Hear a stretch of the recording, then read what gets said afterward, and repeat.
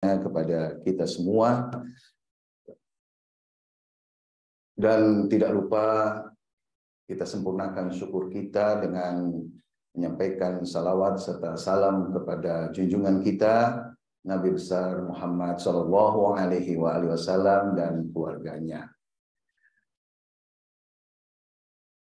Ikhwan atau hadirin sekalian peserta kajian intensif keagamaan yang diadakan oleh Islamic Cultural Center ini setiap hari Sabtu selama 16 pertemuan ya kalau tidak salah. Insyaallah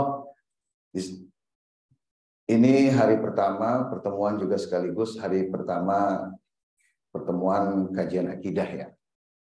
Dan saya dipilih untuk memandu hadirin baik yang mengikuti secara online maupun secara offline untuk kita bersama-sama ya membangun kembali, menguatkan kembali keimanan kita lewat kajian akidah. Tentu saja penguatan iman itu sebagaimana yang kita tahu ya juga lewat ibadah. Lewat ketaatan kita kepada Allah pada semua aspek kehidupan kita sebagaimana Allah Subhanahu wa taala berfirman dalam banyak ayatnya ya. Dan juga ditegaskan oleh hadis-hadis dari para maksum khususnya Rasulullah Shallallahu Alaihi Wasallam dan kemudian ditegaskan oleh ahlul bait yang disucikan alaihi wassalatu wassalam. Pada pertemuan pertama ini saya ingin membawakan tema pendahuluan ya yang biasa secara tradisi para pengajar atau ulama yang mengajarkan akidah baik secara verbal gini ya maupun dalam tulisan-tulisan mereka pasti dimulai pendahuluan dan umumnya pendahuluan itu adalah tentang definisi akidah dan fungsi ya atau perannya bagi kehidupan manusia. Dan secara hukum akal juga atau berdasarkan falsafah ilmu atau filsafat ilmu, satu ilmu pengetahuan yang menjelaskan tentang hukum-hukum ilmu pengetahuan secara umum, tidak bicara spesifik ilmu pengetahuan, bahwa setiap ilmu pengetahuan itu dimulai dari menjabarkan atau menjelaskan 8 mukadimah ya, definisi, terus kemudian tema ilmu pengetahuan itu umumnya itu 3 ya, definisi, tema ilmu pengetahuan, definisi ilmu pengetahuan yang dikaji, temanya, terus atau maudhu'nya dalam istilah bahasa Arab dan fungsi atau manfaat dari ilmu itu dipelajari ya. Dan 5 lagi, tapi itu pada sebagian tulisan para ahli itu tidak ada yang tidak menyebutkannya. Tapi yang 3 itu udah pasti ya, itu ada. Jadi kesamaan dari semua karya-karya ilmiah itu menyebutkan di awal kajiannya itu 3 tadi, definisi, terus kemudian tema utama, tema umum ya yang disebut dengan maudhu'ul ilm, terus kemudian tujuan atau manfaatnya ya. Nah, dalam pendahuluan ini saya akan mulai dengan beberapa kalimat. Jadi kita kajian akidah ya. Nah, terus saya akan membawakan beberapa kalimat di antaranya firman Allah Subhanahu wa taala, kemudian hadis dari Rasulullah Shallallahu Alaihi Wasallam, juga pernyataan para ulama, ada sebagian pernyataan ulama yang saya mengutip pernyataan Al-Imam Khomeini yang semua itu akan memberikan gambaran di awal tentang tema pertama atau subtema yang dalam kajian atau dalam pertemuan pertama ini. Jadi kajian akidah membangun dasar kehidupan. Ya. Jadi kita mengkaji akidah itu, ya kan, perlu diketahui bahwa akidah itu tidak hanya hidup dalam pikiran. Ya kan. Akidah itu dia bahkan unsur utama dalam kehidupan manusia sehari-hari. Ya. Dia punya pengaruh konkret bahkan bagian-bagian atau unsur-unsur instrumen yang lainnya dalam kehidupan kita, yaitu pengetahuan-pengetahuan juga, misalnya pengetahuan yang lain. Terus apapun lah ya, nggak perlu disebutkan satu persatu, ya kan. itu bersandar kepada pengaruh akidah. Ya. Nah, Imam Khomeini radhiyallahu an pernah menyatakan bahwa akidah itu sumber dari kebaikan, kebahagiaan, dan keburukan, juga sekaligus sumber dari keburukan, maksudnya ketika tidak berakidah benar, sumber keburukan dan kesengsaraan umat manusia, ya, bukan hanya muslim. Ya. Allah Subhanahu wa taala berfirman di dalam surat Al-Anfal ayat 24. Ya. Jadi Al-Anfal ayat 24 tadi prolog ya.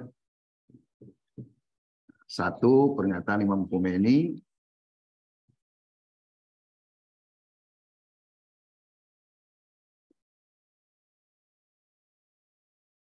Kedua, ayat suci surat Al-Anfal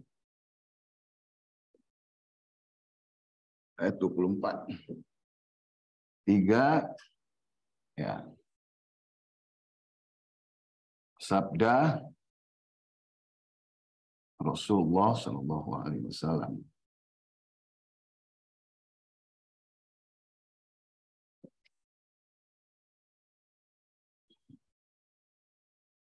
Allah Subhanahu wa taala berfirman di dalam surat Al-Anfal ayat 24 yang bunyinya bismillahirrahmanirrahim. Ya ayyuhalladzina amanu stajibu lillahi walir rasuli idza da'akum lima yuhyikum. Yang artinya, wahai orang-orang yang beriman, sambutlah seruan Allah Subhanahu wa taala dan Rasulnya Shallallahu Alaihi Wasallam saat mereka menyeru kalian kepada sesuatu yang menghidupkan. Ya, jadi sesuatu yang terkait dengan kehidupan. Ya. Nah, ingat di sini di prolog ini saya cuman membangun konsep umum saja secara global ya. Saya tidak akan menjelaskan nanti pada pembahasan selanjutnya. Ya, kita coba untuk membangun pemahaman yang lebih detail. Ya. Sabda Rasulullah Shallallahu Alaihi Wasallam yang berbunyi, ya Yohanes, qulu la ilaha illallah tuflihu. Wahai manusia, katakanlah, ya, bersaksilah mungkin maksudnya, dan beramallah, ya, la ilaha illallah. Ya, tiada Tuhan selain Allah. Tuflihu, maka dalam hidup kalian atau hidup kalian akan mengantarkan kalian kepada kebahagiaan, kemenangan, keberhasilan, kesuksesan. Ya, tentu saja ikhwan dan hadirin peserta yang ikut secara offline bisa menambahkan ya, mencari ayat-ayat yang lain, mendapatkan ayat-ayat yang lain yang dan riwayat-riwayat yang menjelaskan ya tentang posisi atau peran akidah, fungsi akidah bagi kehidupan. Ya. Nah, mungkin sampai di sini ada yang mau ditanyakan, walaupun ya tujuannya masih membangun pemahaman global saja. Ya. Ada yang mau ditanyakan oleh Ikhwan? Bagi teman-teman yang di Zoom, kalau mau bertanya silahkan dibuka mic-nya.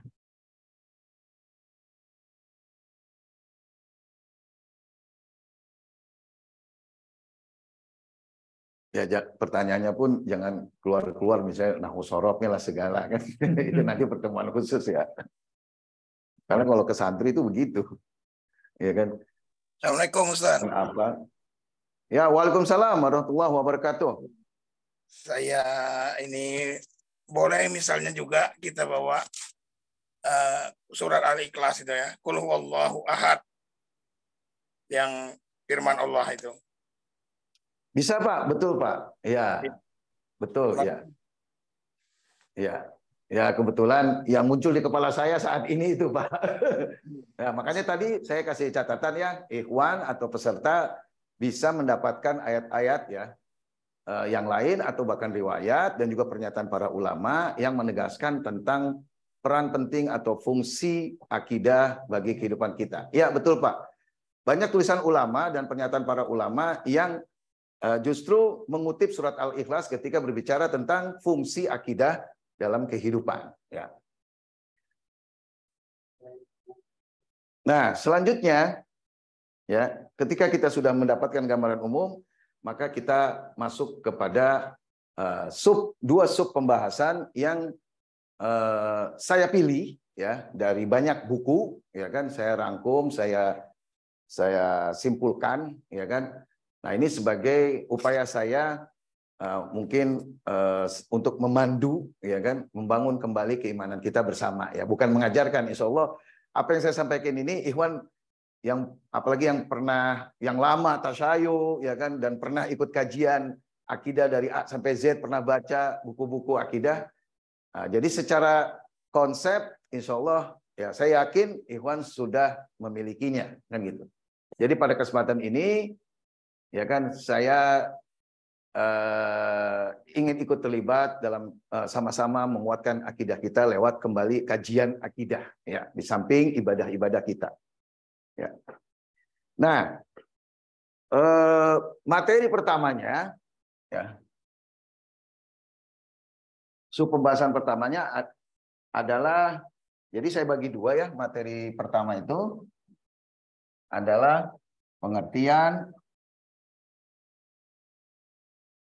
dan fungsi akidah. Insya Allah secara global bisa dipahami, ya. Nah, terus kemudian kita bahas di sini ada dua, ya, gitu. Subtemanya terbagi menjadi dua pembahasan. Jadi pertama adalah tentang pengertian akidah.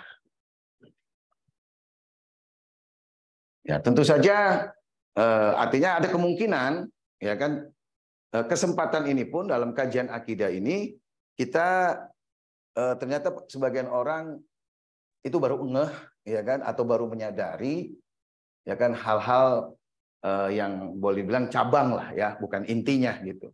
Jadi kalau substansi atau intinya itu sudah dipahami, saya yakin. Tapi ada beberapa cabang mungkin lupa atau apa, ya kan, insya Allah di sini kita kembali ingat. Apalagi kalau pembahasan-pembahasan cabang itu sangat membantu menguatkan akidah kita. Ya. Pengertian akidah seperti biasa, ya, tradisinya para ulama memulainya dengan akidah secara bahasa. Saya mau bertanya nih, kenapa mesti ada pembahasan seperti ini? Nah, ini mungkin logikanya, ya, walaupun sebenarnya nggak penting. Gitu. Saya juga takut sebenarnya waktunya habis kalau gitu. Jadi selalu kan ketika kita membahas itu, kalau kita baca-baca buku gitu, ya, selalu ada dimulai dengan, jadi terkait dengan temanya, ya, misalnya akidah sekarang ini. Akidah secara bahasa, terus akidah secara istilah. Istilah itu definisi. Ya gitu. Ya mungkin salah satu dari yang hadir secara offline, ya, kita berdiskusi saja. Ada yang mau menjelaskan kenapa mesti ada pembahasan secara bahasa? Saya tidak nanya akidah secara bahasa maknanya apa, ya. Kayak gitu. Tentu saja ikhwan-ikhwan sudah tahu, ya kan, akidah itu dari aqd, ya. Umum Sunni Syiah ini melintas mazhab. Kan gitu. Ya kan? Nah, itu masdarnya adalah salah satunya, ya kan, aqidah. Ya, bisa akdun, ya, mengikuti wazan fa'ilatun.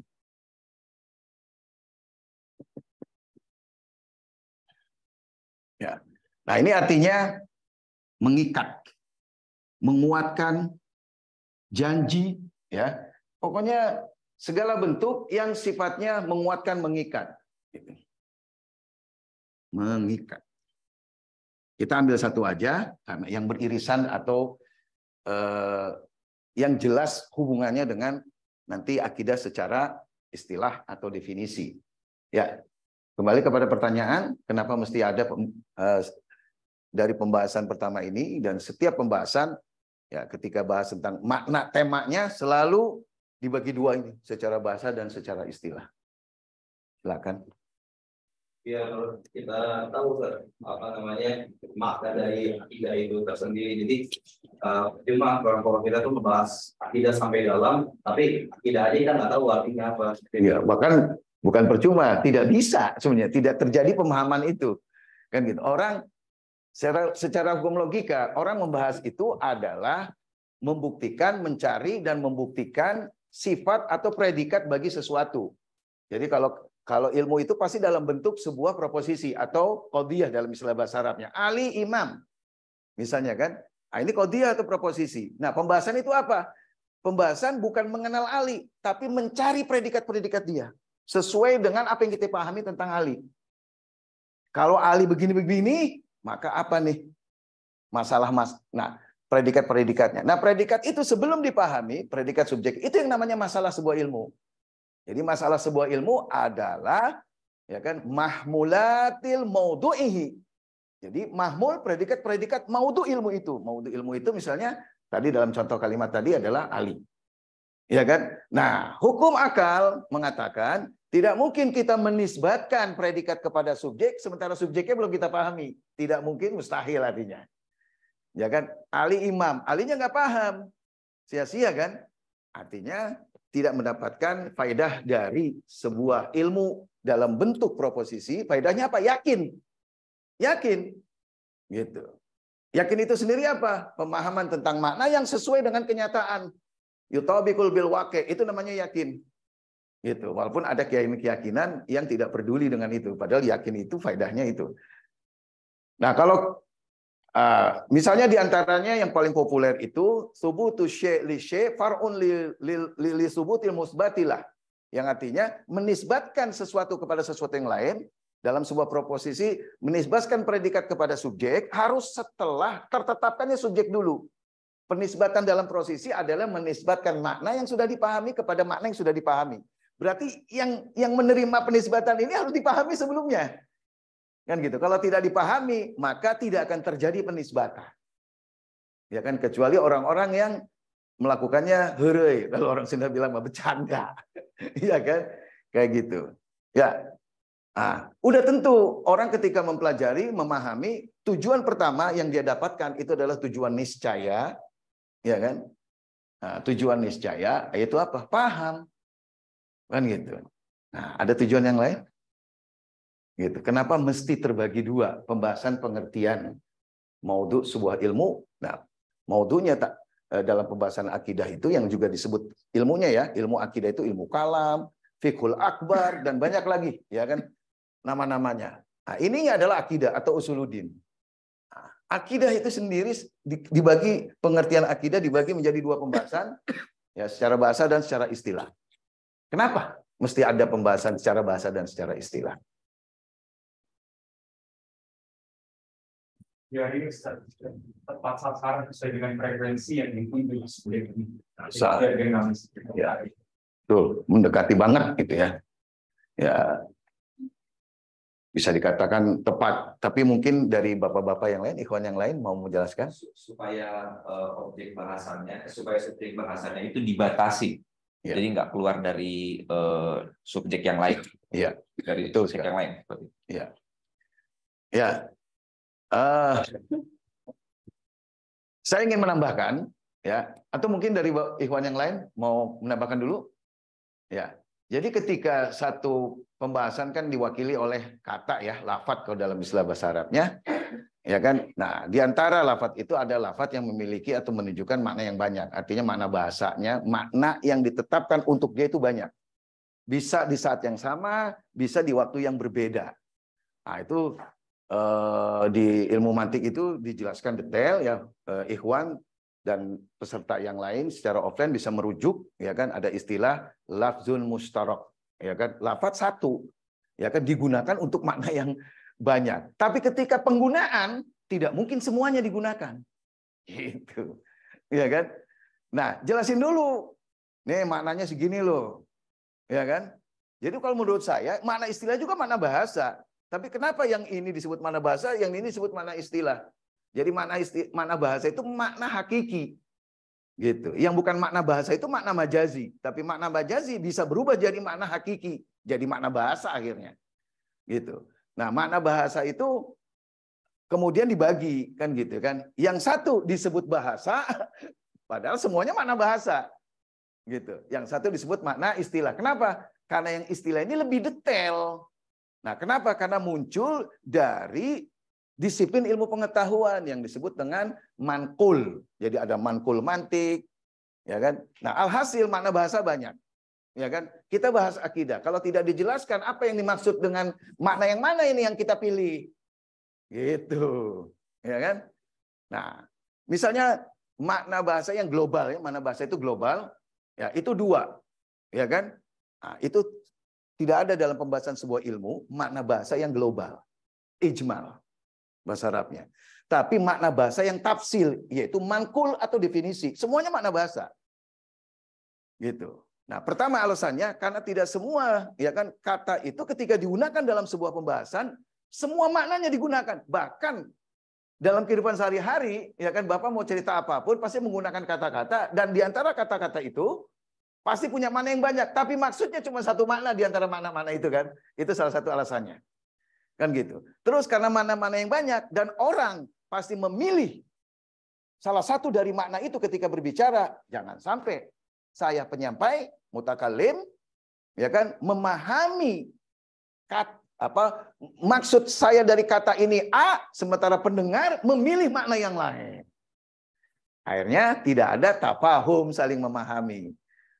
Ya kan? Maka sangat disesali, apalagi pembahasan itu adalah pembahasan yang penting, yaitu ilmu pengetahuan secara umum, dan di antara pengetahuan itu ada pengetahuan yang sangat mulia karena maudunya, temanya itu paling mulianya maudu. Ya kan, dalam sebuah riwayat dikatakan bahwa syaraful ilmi, kemuliaan sebuah ilmu adalah bi maudu'ihi, karena kemuliaan maudunya, bi syarafi maudu'ihi, karena kemuliaan maudunya. Akidah atau ilmu kalam, ilmunya ya, bukan akidahnya. Ya, akidahnya itu temanya. Ilmu kalam itu adalah ilmu yang memiliki maudu yang paling mulia.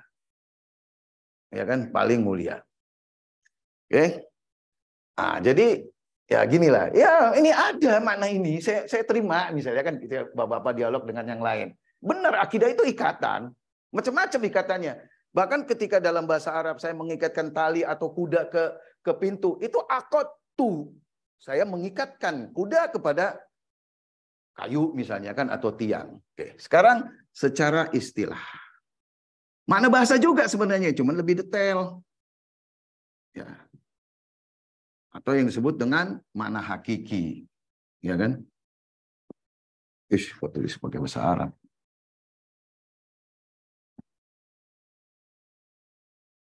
Enggak ada jam ya, akhi? Supaya nggak tengok-tengok. Masih 1 jam lagi. Oke.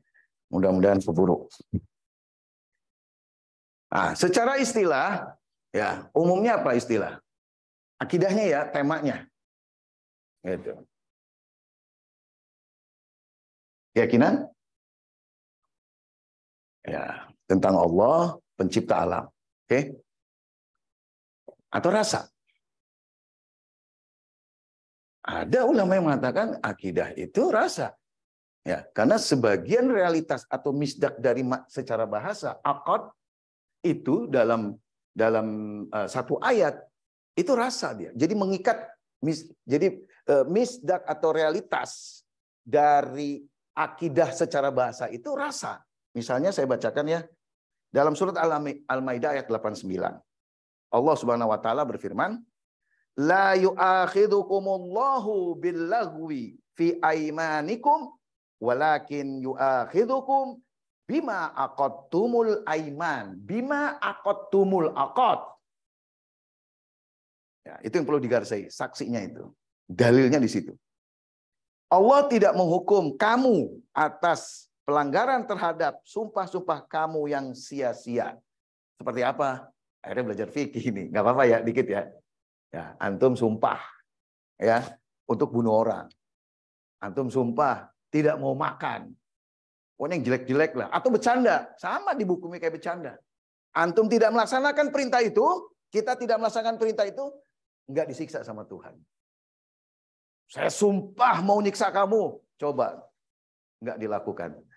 Dosa nggak? Justru melakukannya dosa. Benar nggak? Nah, ada seorang sahabat di antara asbabun nuzulnya, dia menerima tamu lagi Ramadan kalau nggak salah, ya kan? Nah, ngajak untuk berbuka bareng. Ya, aduh saya lupa namanya, nggak perlu ya. Nah, dia berdua aja sama istrinya, terus kemudian dia ngundang. Jadi dia bikin makanan untuk 3 orang.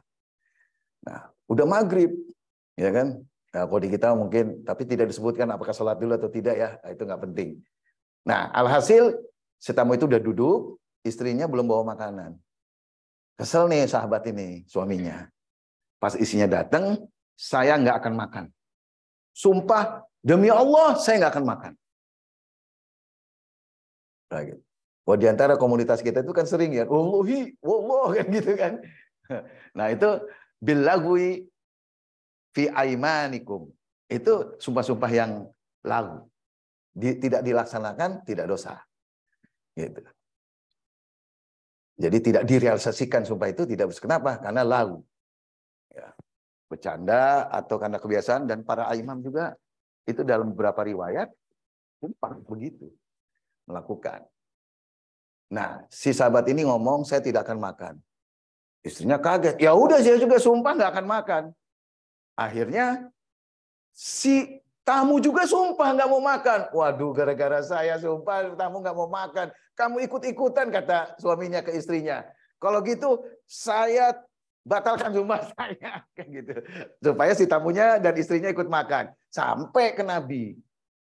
Ada orang nanya, itu si sahabat melakukan itu. Ya kan, ada ikhwan yang ngomong gitu, dosa nggak dia nggak melaksanakan sumpahnya? Enggak. Gitu, turun ayat. Wala yu'akhidhukumullahu billagwi fi aimanikum walakin yu'akhidhukum bima aqadtum al-aiman. Ya.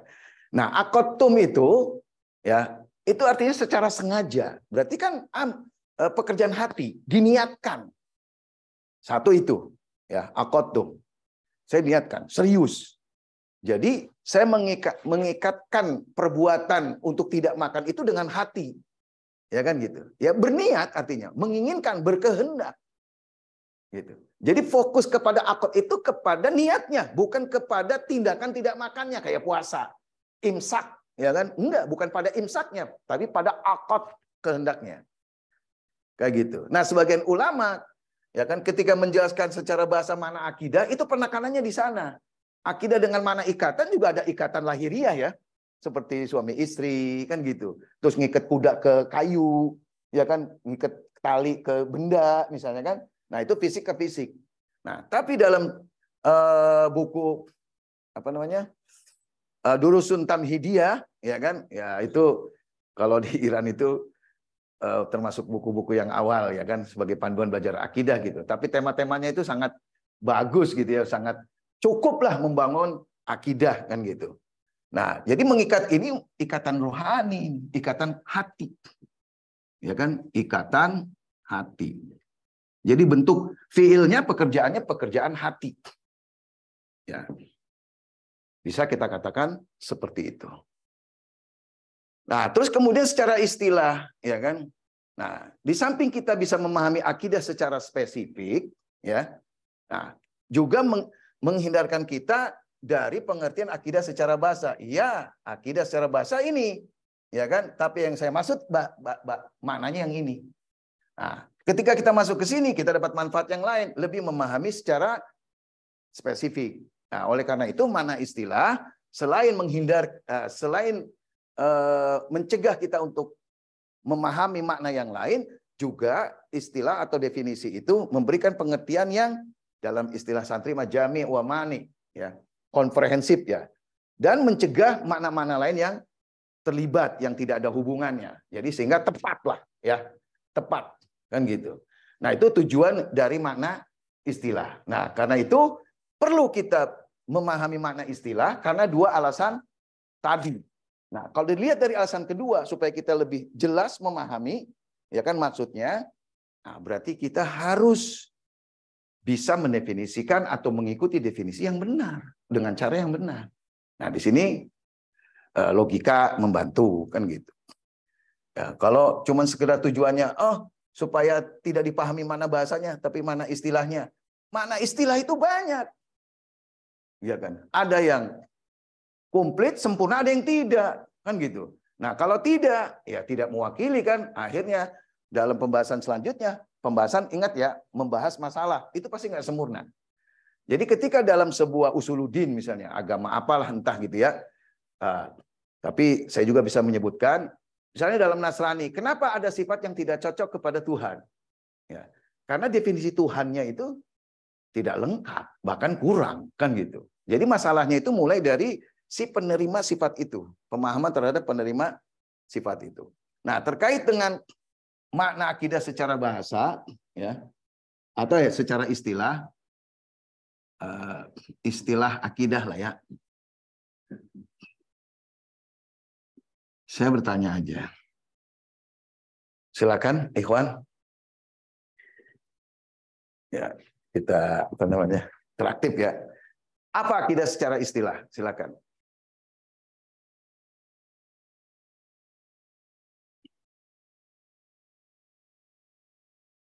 Ayo, jangan buang-buang waktu.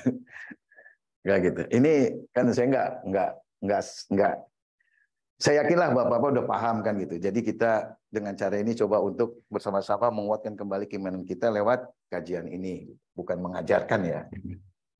Bukan taklim dalam pengertian yang hakiki. Jadi akidah secara istilah apa? Ya, silakan. Pengetahuan tentang keyakinan perihal dasar-dasar agama Islam. Oke. Yang lain? Umumnya seperti itu ya. Ya. Itu mungkin sudah spesifik akidah Islam ya, tapi nggak ada masalah. Di setiap konsep yang partikular tersimpan konsep universal. Misalnya, kita memahami insan apa? Insan hayawanun natik. Pernah dengar ya? Hewan yang berpikir. Hewan itu kan umum. Ya kan? Jadi di setiap konsep yang partikular, insan misalnya hedonatik, tersimpan konsep umum, hayawan. Kan gitu. Bahkan natik pun secara makna dia lebih umum dari insan juga.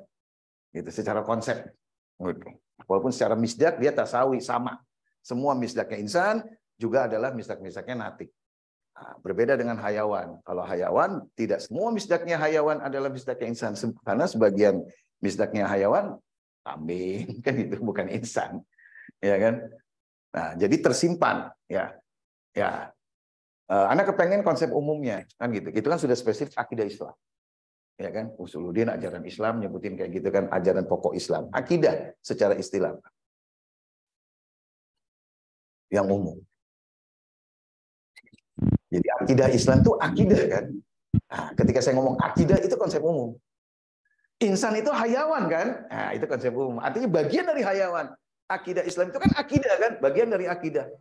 Nah, kita harus punya paham dulu akidah secara umum supaya nanti kita bisa kemudian membuktikan dan kemudian bisa kita buktikan ke orang bahwa akidah Islam itu akidah.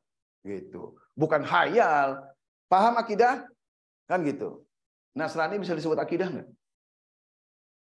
Terus yang dibangun dari budaya bisa disebut akidah nggak? Oh, ini akidah saya. Semua orang berakidah. Iya. Semua orang berakidah. Gitu. Cuman yasduq alaihi akidah sesuai dengan bisa bagian dari akidah yang benar, maksudnya sesuai dengan definisi akidah? Enggak. Kayak gitu. Jadi akidah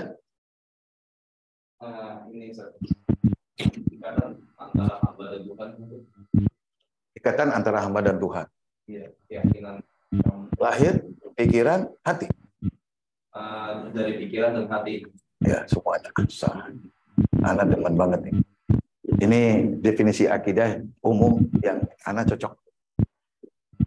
Gitu. Nah, ikatan itu jenisnya apa? Sumbernya dari mana? Terkait dengan produk apa dia? Akal atau hati?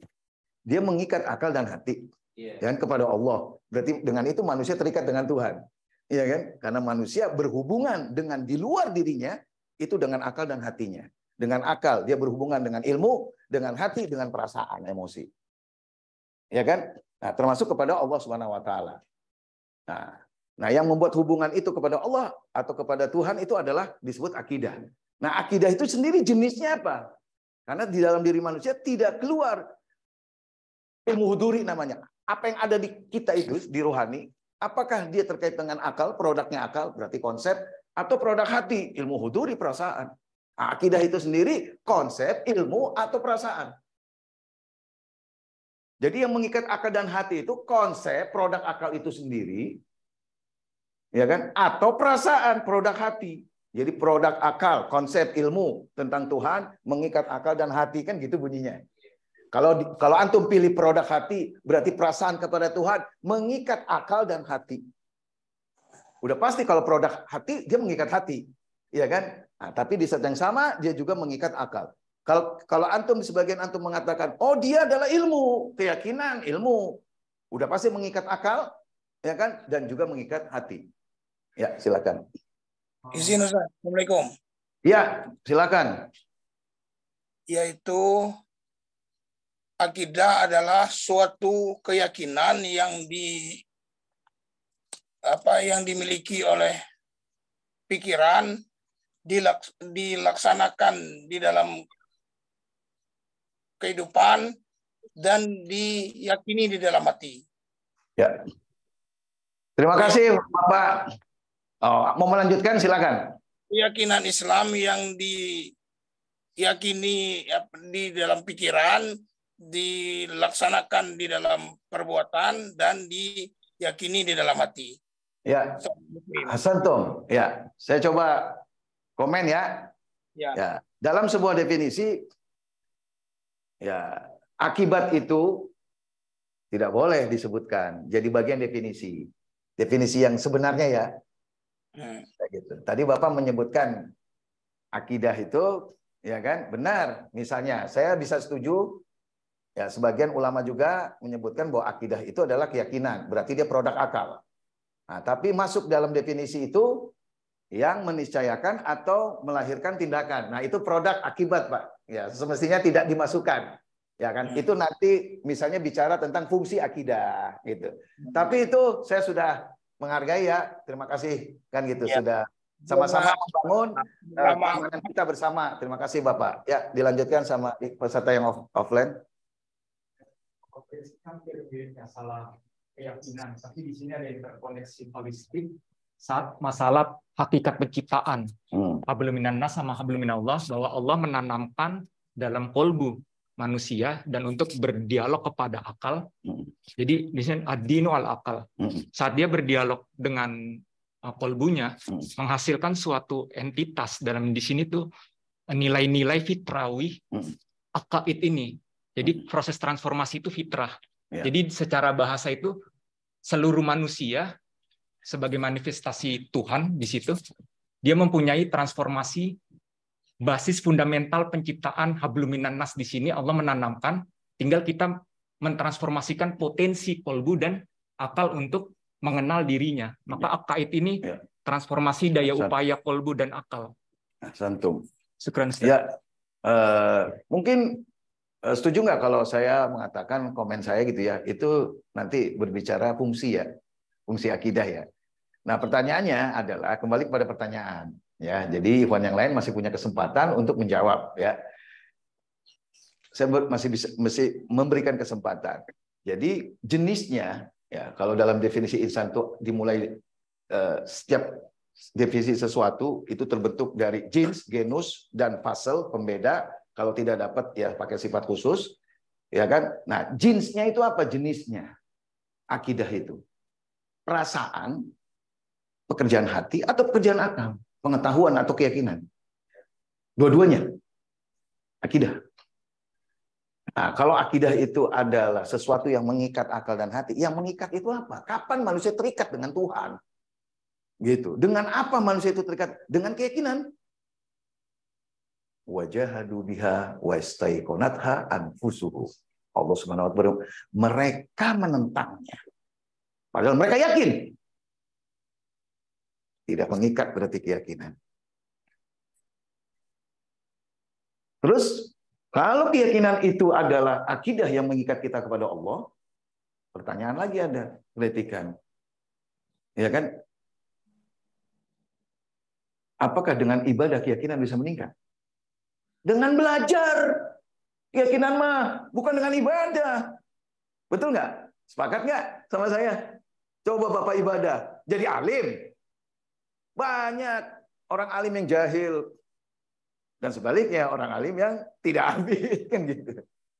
Alhasil nggak ada hubungan itu antara ibadah, artinya berbanding lurus ya. Ini naik. Gitu. Sepakat? Jadi dari dua alasan ini masih, nah ini mungkin diskusinya ya. Ada 2 komen juga Sir, di HP terakhir. Sir. Aduh, anak nggak bisa bareng-bareng. Suka lupa anak kalau fokusnya kemana-mana. Bener, harus ada yang nemenin. Oh, Anak tadinya mau bawa santri sebagai asisten. Cuman ada acara training para Saya usah. Saya bacakan Sir. Ya. Ada komen saya bacakan atau gimana Sir? Oh iya, bacakan aja ya semantum ya. Ya, dari Infinix, dia mengatakan meyakini Tuhan dengan cara yang benar dan tepat.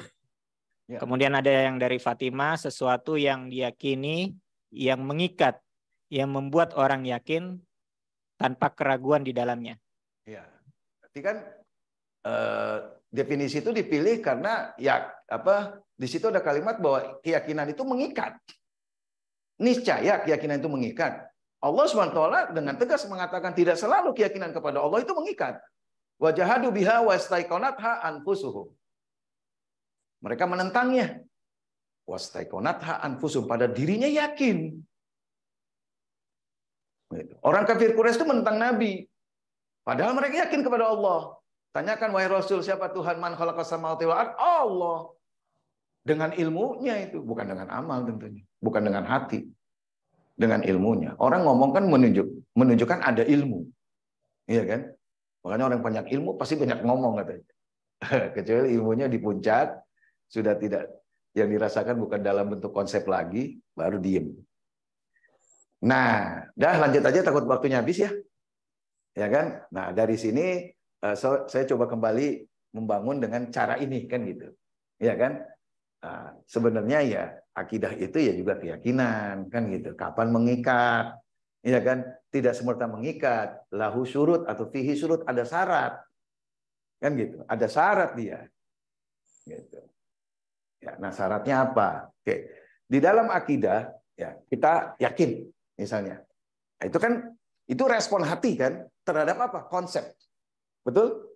Antum yakin kepada apa? Konsep. Gitu. Di gambaran ada Ali Imam. Kalau nggak ada konsepnya, terus mau yakin kepada apa? Nggak ada yang diyakini kan? Nah, yang diyakini itu kalau kita bedah nih ya, itu pasti dalam bentuk proposisi. Ya, ini dalam rangka ini ya. Apa? Proposisi atau pernyataan ya. Jadi dia harus dalam bentuk proposisi kalimat atau dalam istilah bahasa Arabnya qaudiyah. Ali Imam, pernyataan. Lawannya adalah insya, kayak perintah, larangan ya. Ada 6 kalau di Nahwu itu bentuk insya, doa. Nah, bedanya kalau kalimat insya itu dia tidak cerita. Ya, tidak cerita kenyataan. Ya, kenyataan secara mutlak dalam istilah bahasa Arabnya fi nafsil amr. Jadi proposisi itu kalimat pernyataan, berita, kalimat berita, khobar, dia cerita realitas. Cuman ingat, realitasnya jangan dibatasi oleh yang hari ini aja, atau yang dulu saja, atau yang akan datang saja. Seperti cerita kiamat. Tapi proposisi itu punya potensi berhak untuk menceritakan semua realitas di zaman manapun. Nah, itu yang disebut dengan realitas fi nafsil amr, kalau antum pernah dengar dalam istilah bahasa Arab, istilah filsafat. Ya kan? Nah, jadi ada proposisi ya, ini sebagai objek yang diakidahi. Antum akidah kepada apa? Ya, jangan dulu sebut Allahnya, nabinya, ya kan? Jenisnya itu apa? Proposisi, ilmu. Ilmu dalam bentuk proposisi yang dalam arti disebut dengan tasdik. Ya. Oke. Nah, baru respon hatinya yakin. Ya. Itu respon hatinya. Gitu. Nanti kita bahas. Lagi. Terus apa lagi? Ya kan tadi akad. Takottu. Saya memberitakan bahwa hati saya merespon. Saya terima, saya pasrah. Saya terima itu apa yang saya pahami. Gitu. Nah, kita bahas ini. Ya. Mau dimulai dari mana? Dari sini. Oke. secara proporsi atau dari sisi posisi yang diyakini itu posisi apa atau ilmu apa, ya kan? Ulama membagi, ya ulama kita ya, nggak tahu kalau ulama di luar Muslim atau di luar Muslim lah, ya kan? Tapi ya mungkin saya kurang penelitian, saya tidak temukan, ya kan? Cuman isyarat-isyarat ada dalam karya-karya ulama Sunni, tapi kalau di ulama Syiah itu banyak karya-karyanya. Jadi ilmu ini kita bahas dari sisi ini dulu ya. Ilmu itu ada dua, ya, yang proposisi tadi. Nah, kita akidah kepada konsep yang mana, ilmu yang mana? Umum dan masiri. Ini nggak perlu pakai argumentasi, jelas karena kita merasakan sehari-hari. Ya. Ilmu umum itu apa? Ilmu yang menjelaskan atau menggambarkan kepada kita, kan hidup itu gerak, ya gerak itu butuh alat, butuh fasilitas, kan gitu. Nah, ilmu umum itu yang menjelaskan alat-alat hidup kita. Ya penting, tapi kan hidup, pertanyaan terpenting dalam hidup kita apa? Dari mana kita mulai? Bagaimana kita mulai? Ya kan? Tata cara hidup. Dan kemana kita bergerak, tujuan kita hidup itu kan gerak. Gerak itu kata Imam Ali, ya kan terbentuk dari 3 jawaban, kan gitu. Dari 3, dia punya bingkai dan bingkainya itu ada 3 unsur. Itu keyakinan kita kepada dari mana kita, dari mana manusia, di mana kita dan kemana kita, ya kan. Nah. Kalau pengetahuan yang lain itu disebut umum. Nah, yang 3 tadi disebut masiri. Nah, secara proposisi, akidah itu bagian proposisinya. Yang diyakininya yang mana? Yang pasti masiri ya. Kayak gitu. Karena berbicara hidup itu pasti berbicara tentang kebahagiaan, kemenangan, dan seterusnya. Ya, orang yang putus asa, ya kan sudah tidak lagi berbicara kemenangan, keberhasilan. Gitu. Nah, terkait kemenangan dan keberhasilan itu terkait dengan pengetahuan yang mana? Yang masiri. Orang kan tidak serta-merta ketika dia tahu mobil, tahu rumah bagus, terus langsung ya dia langsung menggambar, wah saya bahagia nih kalau punya mobil itu. Sebenarnya ada pernyataan lain yang terlibat, yaitu masiri. Gitu. Apa? Yaitu tujuan misalnya dari mana? Saya punya mobil. Ini menyampaikan ketujuan saya. Karena dia punya tujuan dan mobil terkait dengan tujuan itu, makanya dia nisbatkan mobil itu terkait dengan kebahagiaannya, keberhasilan dia hidup. Kalau dia tidak punya konsep tentang kebahagiaan, tidak pengetahuan, apapun konsep umum itu sia-sia. Betul? Sepakat dengan saya? Kayak gitu. Jadi penting. Jadi dalam menjelaskan, beginilah kalau bisa bedahnya. Ya kan? Dan ini yang saya dapatkan pertama kali dari belajar akidah Syiah. Begini caranya. Gitu. Jadi nggak langsung filsafat, teolog, apa argumentasi rasional enggak. Kayak gitu. Nah, sekarang kita bahas respon hatinya. Ini kan akalnya ini ya. Ini kerja akalnya ini. Nah, ini untuk membangun akidah ini, ya. Terus di dalam akidah, ya.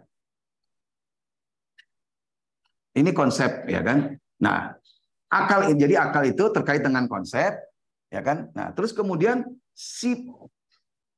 apakah cukup, ya kan? Nah, ini di sini pembahasannya akal dan hati. Ya. Nah, kita sedang mencari siapa sih yang mengikat, kan gitu? Semuanya terlibat. Jadi kan ada pertanyaan, yang mengikat itu akal, jadi konsep itu yang mengikat, kan gitu. Jadi ini yang mengikat kita.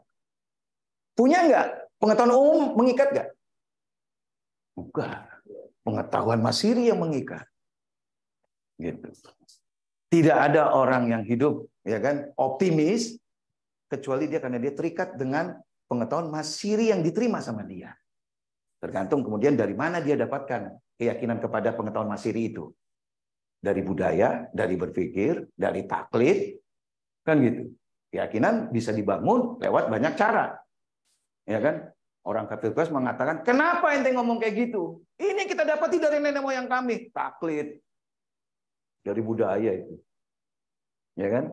Nah, Rasul ingin membangun akidah yang benar, ya kan? Yaitu dengan menjelaskan ini. Jadi dialog Rasul sama orang kafir Quraisy itu di sini. Gitu. Harus pakai akal. Gitu. Harus pakai akal. Dengan akal kita bisa yakin kepada ini. Ya, objektif. Terus yakin, objektif, ya. Yakin artinya kita tidak nyangka-nyangka. Ya. Tidak nyangka-nyangka. Gitu. Terus kemudian objektif, ada yakin 100%. Tapi keyakinannya dibangun dari budaya. Ngerti ya? Dari taklid. Itu tidak objektif. Gitu. Jadi kesesuaian kebenaran konsep itu dengan kenyataan, kata orang. Gitu. Sebagaimana kita yakin bahwa sholat 2 rakaat, subuh 2 rakaat, atau sholat itu syariat Islam, kan kita nggak yakin itu. Gitu. Nggak yakin dari sisi apa? Bahwa itu tidak objektif, itu subjektif. Makanya harus taklid. Percaya sama orang, baru bisa percaya sama fikih. Dengan cara bertaklid. Gitu. Percaya sama Nabi, percaya sama maksum, yang langsung bersandar kepada maksum, itu namanya mustahid. Kalau percaya sama ulama, marja, itu namanya awam. Kan gitu. Pokoknya harus ada yang dipercayai. Percaya sama ustadz, percaya sama teman, akhirnya kan begitu untuk memahami fikih. Pokoknya harus ada yang dipercayai. Suami, boleh nggak percaya sama istri? Boleh. Asal dari istrinya itu, dia bisa yakin. Menjadi tempat sandaran bisa. Hujjah bisa dijadikan landasan beramal. Ya. Jadi yakin pakai akal. Jadi dengan apa? Ya. Nah, dari akal ini kita mendapatkan pengetahuan kita kepada apa namanya? Tadi ilmu masiri itu, ya. Kan udah sepakat ya, ilmu masiri bukan ilmu umum ya, akidah ya, proposisinya ya. Kita dapat keyakinan dengan akal. Terus objektif. Terus semua orang bisa sama, universal. Apa? General ya. Makanya Nabi dakwah. Karena dia tahu orang bisa yakin sama proposisi ini masiri. Gitu. Kenapa dia yakin? Ya karena pengetahuan akal yang dibangunnya. Dia bisa transfer. Apa yang saya pahami, bisa Anda pahami. Itu kata Nabi. Ada orang Iran ngomong, saya kenal Tuhan secara konsep dengan akal. Itu kontennya, isinya akal saya tentang dirinya Tuhan, sama dengan Tuhan kenal dirinya. Nggak ada bedanya. Kalau bedanya perasaan Tuhan terhadap dirinya, itu yang saya nggak tahu. Saya nggak punya. Kalau konsepnya sama. Coba, Tuhan cerita apa tentang dirimu? Saya ada, saya juga udah paham. Saya satu, saya juga paham. Saya tidak tersusun dari balik. Sama Tuhan, saya juga kenal kamu begitu. Gitu. Di luar itu, bukan konsep pasti kan? Nah, itu saya nggak tahu. Jadi kita kenal Tuhan sebagaimana Tuhan kenal dirinya. Nanti perasaan Tuhan kepada dirinya, itu yang kita nggak punya. Kalau kita punya perasaan dapat aja sedikit, keleper-keleper gitu. Gitu katanya. Langsung, apa namanya, panah apalah gitu ya. Nah, terus kenapa? Bisa dimiliki oleh semua orang. Apa ya istilahnya ya? Bukan universal, ya kan? Bisa. Jadi sifatnya ijtimai. Aduh, anak nggak punya istilah lain. Sosial. Jadi sama di semua orang. Nah, terus cukup. Loh, kan harus mengikat. Oke, dia sudah ikatan. Ketika diyakinin, pasti mengikat. Betul nggak? Kayak gitu. Cuman ikatannya bisa lemah. Nah, butuh ikatan yang lain, yaitu dengan hati. Jadi hati harus nyambung, ya kan? Jadi harus ada respon hati kepada ini juga selain respon akal kepada ini. Ya, ininya dari akal, ya. Kemudian akal meresponnya kembali. Jadi istilahnya kayak orang memproduksi sesuatu, sesuatu itu produksi produk saya, terus kemudian saya meyakininya, ya kan? Gitu. Jadi saya meyakini produk saya sendiri. Nah, terus kemudian hati juga terlibat di dalamnya. Ya, hati juga terlibat. Apa namanya? Ya, dia subjektif. Maksudnya dia individu. Ya, individu. Karena dia rasa kan? Dia bukan berupa konsep. Nggak ada penjelasan. Jadi bukan penjelasan, bukan cerita. Coba apa sih yang kamu rasakan? Jelaskan. Artinya cerita apa? Nggak ada cerita. Pokoknya ya, kok saya begini gitu. Ya kan? Dia rasa, bukan konsep. Dia individu. Jadi rasa itu ya tidak bisa sama di setiap orang. Jadi orang itu harus membangun perasaannya sendiri-sendiri. Kayak gitu. Jadi makanya mungkin itu rahasianya kenapa manusia itu juga diciptakan punya kekuatan untuk hidup sendiri sebagai makhluk individu. Karena ada kesempurnaan, ada alat di dalam dirinya, dia harus lakukan sendiri. Seperti hati itu. Kayak gitu. Jadi walaupun ini taklim, nah, Anda sebenarnya di saat yang sama harus mencoba, ya kita semua itu secara individu menguatkan hati kita. Aduh, kok belum ada perasaan. Kan gitu. Ada sahabat Imam Ali diceritain tentang akidah sama Imam Ali, ya kan, yang tadinya begini terus nunduk. Duduk terus dia begini. Dia perasaannya terlibat. Yang lainnya enggak. Semua paham istimai. Tapi perasaannya beda-beda. Tidak sama. Kalau paham sama, apa yang saya pahami persis blek sama yang Anda pahami. Kalau perasaan enggak, itu yang disebut dengan individu. Kayak gitu. Itu dia reaksinya beda di dalam dirinya. Lewat kuburan kita. Saya lari. Kan gitu. Padahal konsepnya sama kan gitu. Tentang hantu atau apa gitu ya. Terus saya lari karena perasaan saya ke kuburan itu keganggu perasaan saya. Saya terikat dengan konsep hantu yang ada dalam pikiran saya. Hati saya ngerespon. Misalnya Anda enggak kan gitu. Pemberani kan gitu. Tenang-tenang aja. Loh, mana nih Yusuf kabur gitu. Anda mah jalan aja, nggak ada respon. Gitu, tenang.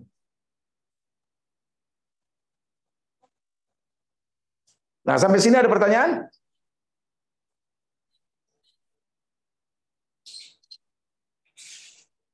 Ikhwan? Assalamualaikum Ustaz. Oh ya, waalaikumsalam warahmatullahi wabarakatuh Pak. Jadi saya ingin menginikan lagi. Jadi suatu keyakinan yang dibenarkan oleh hati kita seperti itu ya. Ya.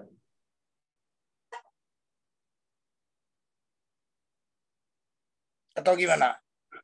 Ya, sebenarnya keyakinan itu memang perbuatan hati, respon hati terhadap konsep ya. Cuma diidentikan dengan akal. Nah, kalau ada respon yang lain, nah baru itu diidentikan dengan hati ya. Kayak gitu. Nah, itu yang disebut dengan akidah tadi, iman. Sebenarnya yakin juga, ya itu kan yakin sama iman sama akidah itu kan berbeda ya Pak. Gitu. Jadi makanya kalau masih yakin saja, masih di level yakin, ya para ulama ya ahli logika mengatakan bahwa itu masih kerja akal, padahal itu kerja hati, kan gitu. Makanya ilmu itu ada dua, kan gitu.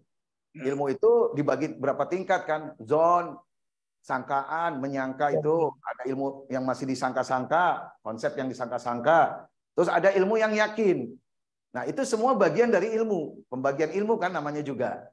Ya kan? Nah, bagian itu. Ya. Kalau begini Ustaz, akal yang mengantarkan kita kepada suatu keyakinan Islam dan dibenarkan oleh hati.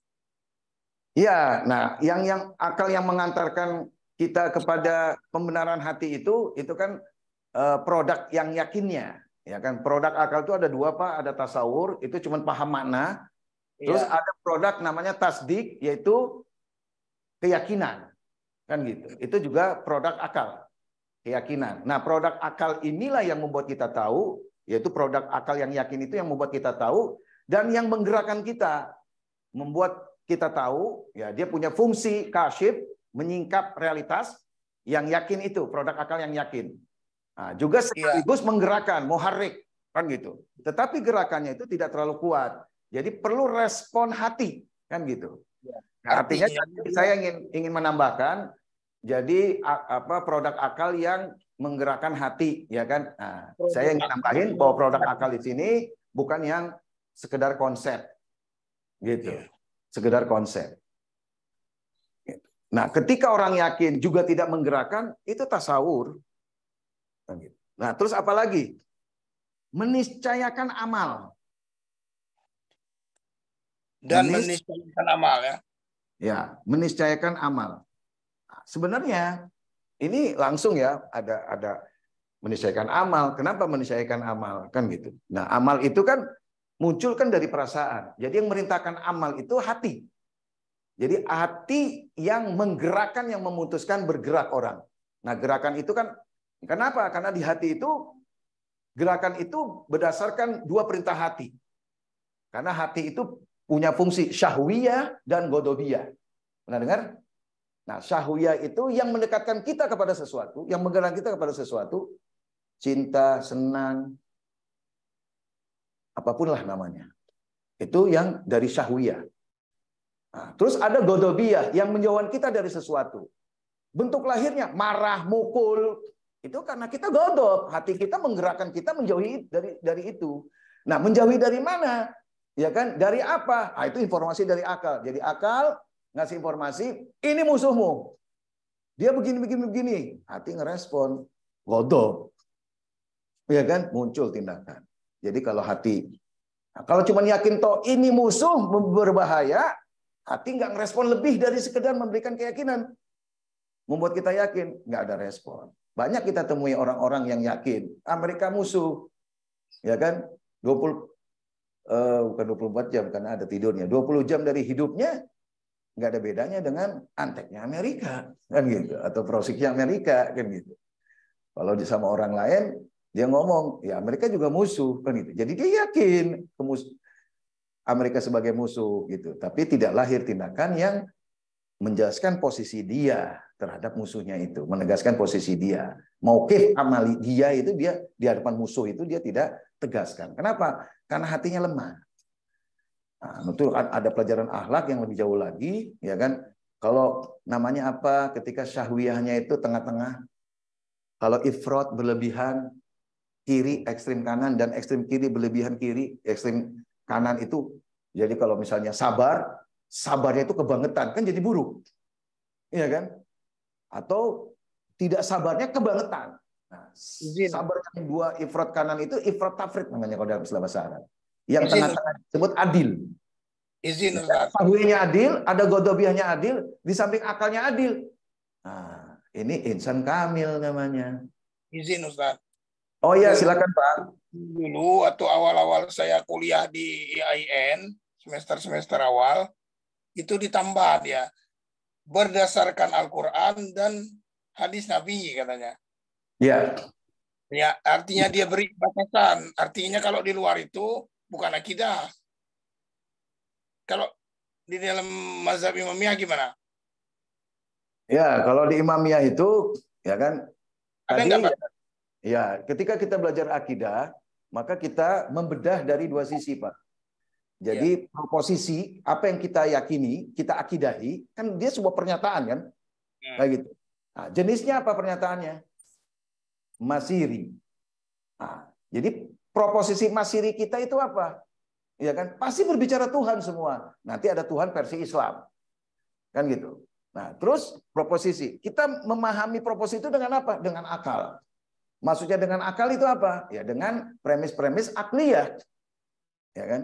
Nah, berbeda ketika kita memahami dengan akal, yakin dengan akal, tapi mukodimah-mukodimahnya, konsep-konsep yang kita libatkan untuk mendapatkan keyakinan tentang Tuhan itu, ya kan? Itu tidak bisa kecuali dari ayat. Nah, ini namanya bukan yakin akli. Memang akal yang bekerja, tapi akal taklid. Nah, berarti akal sebelumnya harus paham. Ya kan, untuk dirinya meyakini saya harus ngikutin Quran. Arti tanpa embel-embel Al-Quran dan hadis dulu ya. Iya, kan gitu. Nah, makanya kenapa? Ya kan, kalau akal itu istimai. Nah, Nabi itu punya misi untuk mengajak orang semua punya keyakinan tentang Tuhan. Kalau Qurani, ta'abudi, taklid, tauqifi. Kalau istilah orang Sunni itu tauqifi. Ya kan umumnya.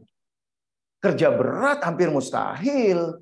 Bahkan perlu maksa. Sementara tablik dengan akal itu kita memahami dengan bahwa itu adalah konsep akli, itu bisa dengan dakwah, dialog, benar nggak? Ya. Nah, tapi kalau tauqifi, ya memang kita yakin Quran itu konsep yang benar, sunnah Rasul ya, kalau lebih spesifik bukan hadisnya yang niscaya benar ya, sunnahnya yang dikandung sama hadis. Hadis kan ucapan ulama, ucapan sahabat, kan gitu. Terus sama nggak akidah dengan teologi? Kalau ada Ya, pertanyaan. teologi itu Pak ilmu kalam, ilmu yang mengkaji akidah. Ilmu Ya. pengetahuan ya. Jadi ada ilmu pengetahuan, ada ilmu. Nah, kalau ilmu itu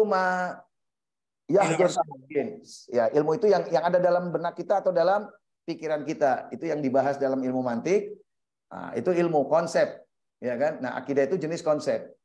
Gitu. Kalau ilmu akidah udah ditambah ilmu akidah, nah itu bukan akidah itu sendiri. Jadi proses berpikir untuk membangun akidah. Gitu, proses pembahasan.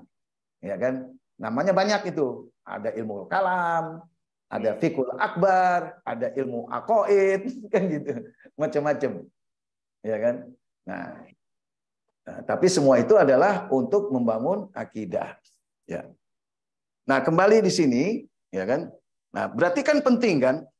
Nah, karena di dalam beberapa ya kan akidah itu kan untuk membangun kehidupan. Kehidupan itu gerak, nggak hanya pikiran, nggak hanya hati kan. Jadi harus lahir. Kalau dalam menurut Islam misalnya ada ta'awanu fil birri wa taqwa, terus kemudian ada ajaran fikih, itu kan tuntunan beramal. Kalau orangnya tidak ada keinginan untuk beramal, ya kan, tidak ada keterikatan, ya, hatinya tidak nyuruh untuk beramal, ya percuma fikih itu.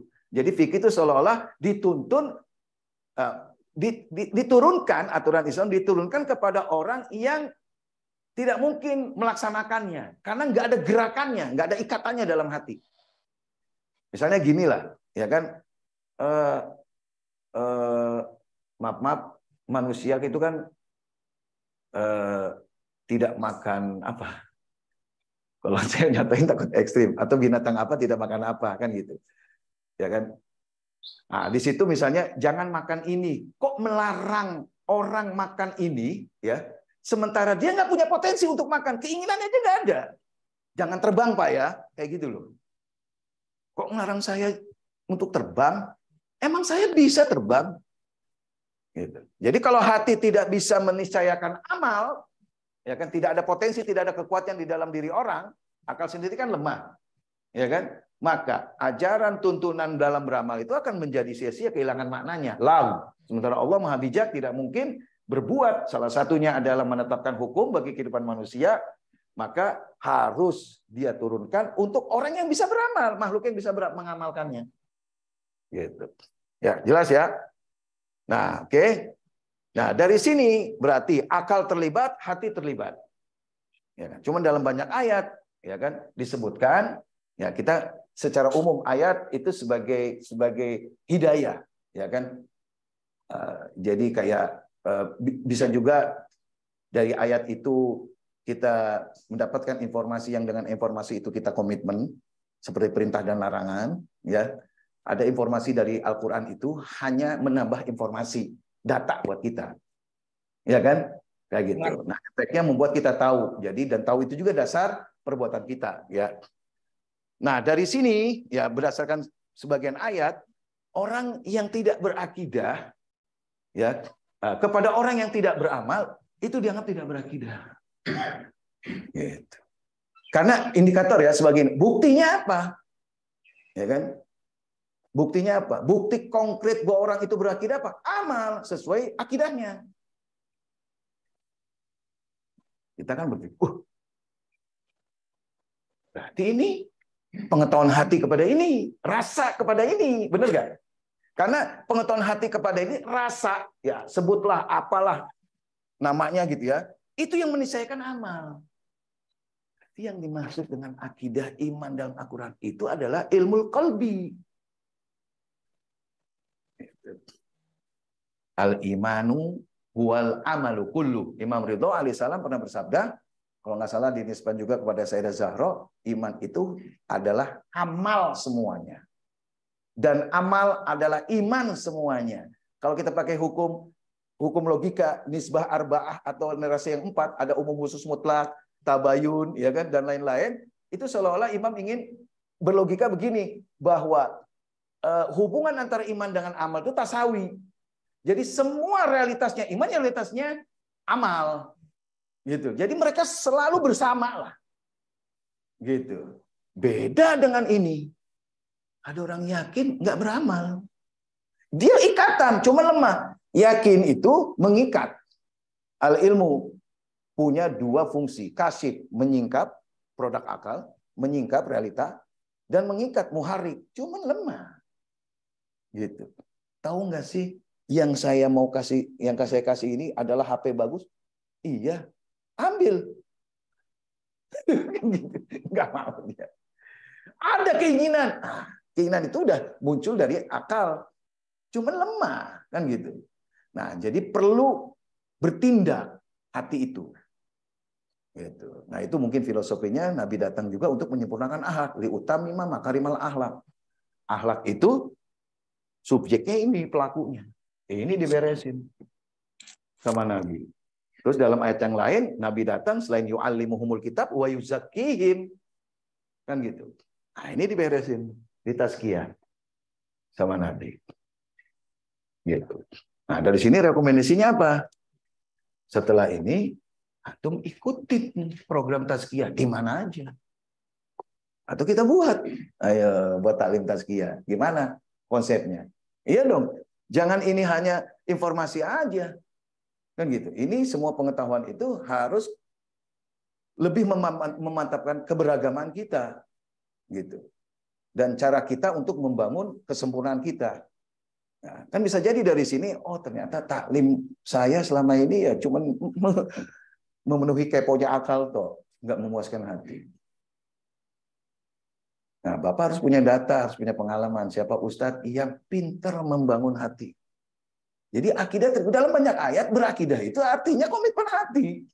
Ilmu kolbi kepada proposisi itu, bukan akal. Saya mau cerita sedikit. Yang membangun Madinah bersama Nabi siapa? Abu Dzar, Salman, betul? Filsuf. Filsuf.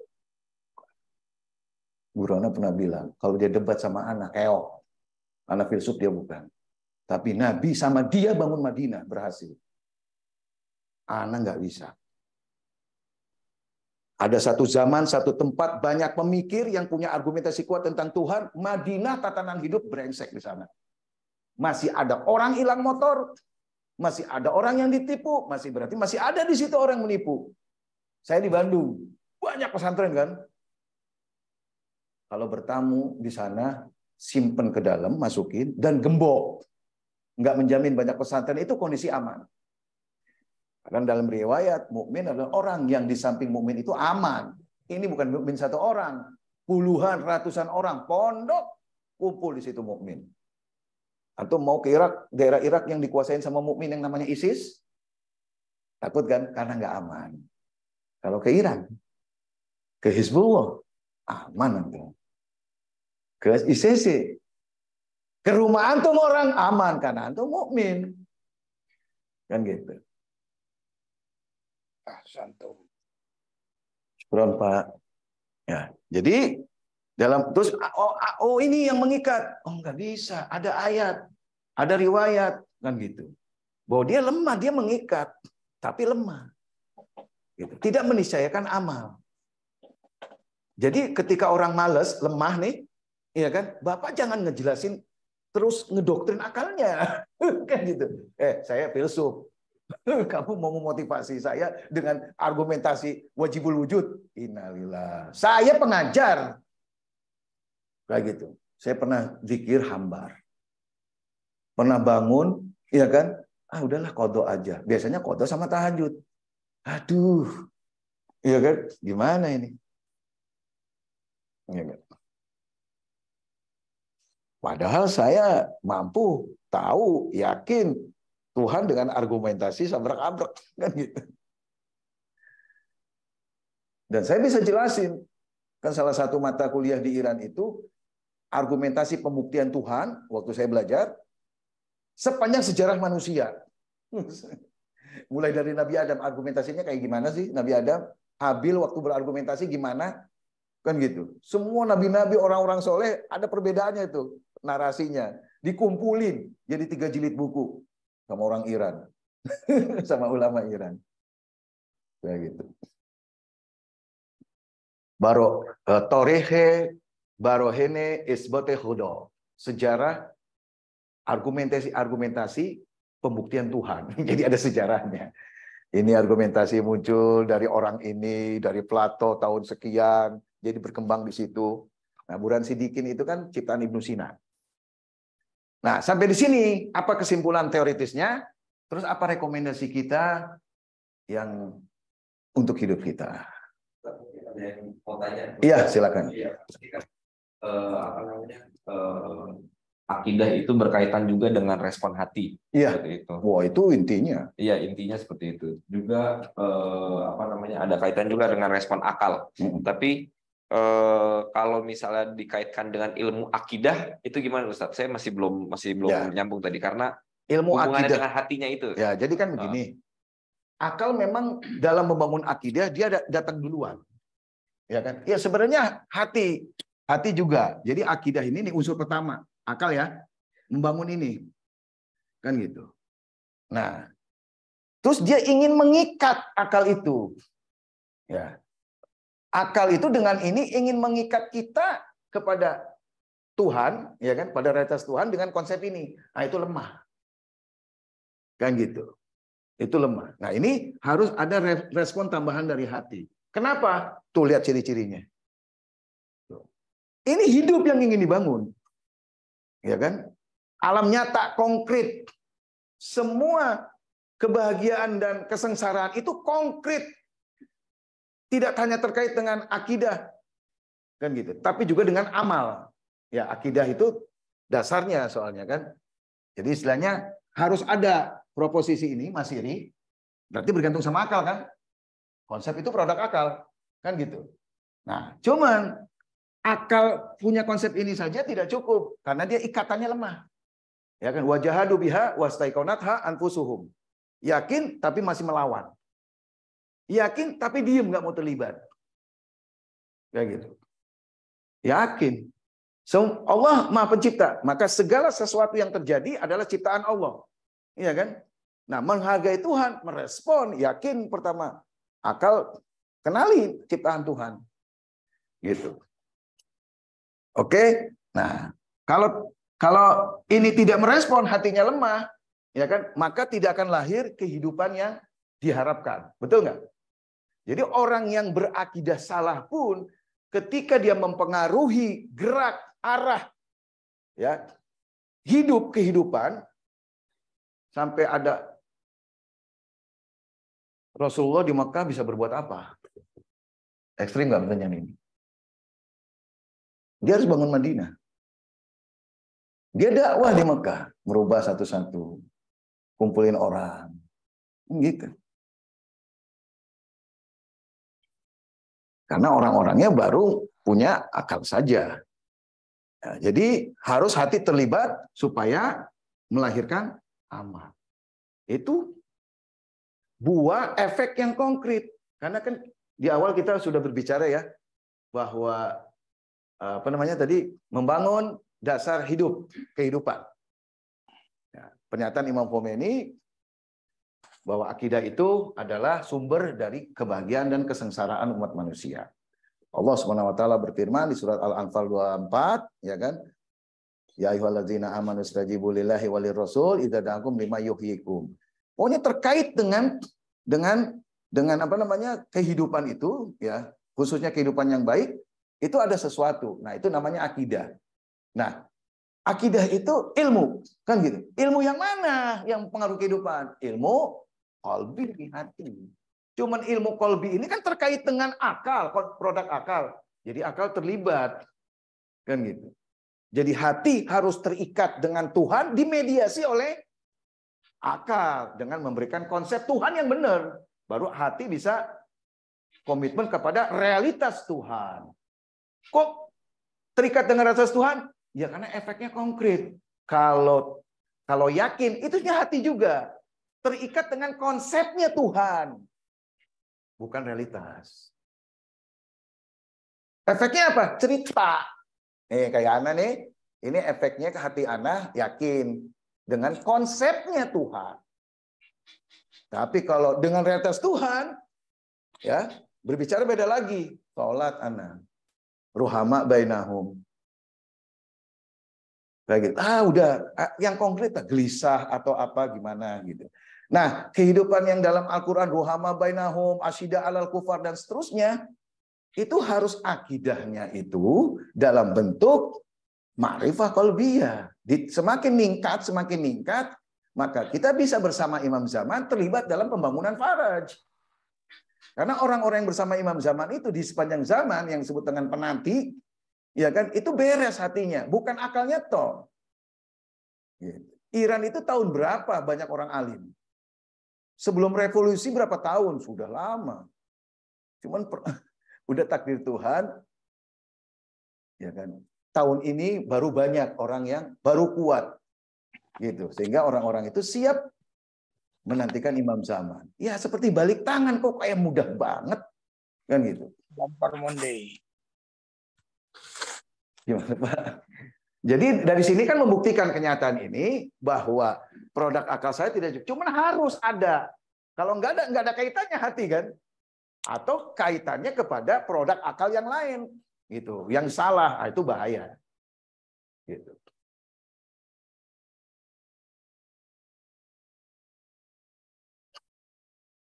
Ada yang konfirmasi di chat, Ustaz. Ya. Katanya jadi dengan kata lain Ustadz, akidah adalah meyakini tentang pencipta atau Tuhan melalui logika dengan cara pembuktian Dan dikuatkan dengan ya, hati, direspon dengan hati di akidah. direalitakan dengan amal. Ya, cuman ya jangan masuk ke definisi itu. Kalau nerangin boleh lah, kan gitu. Jadi indikator itu. Berarti huduri maksudnya Ustaz.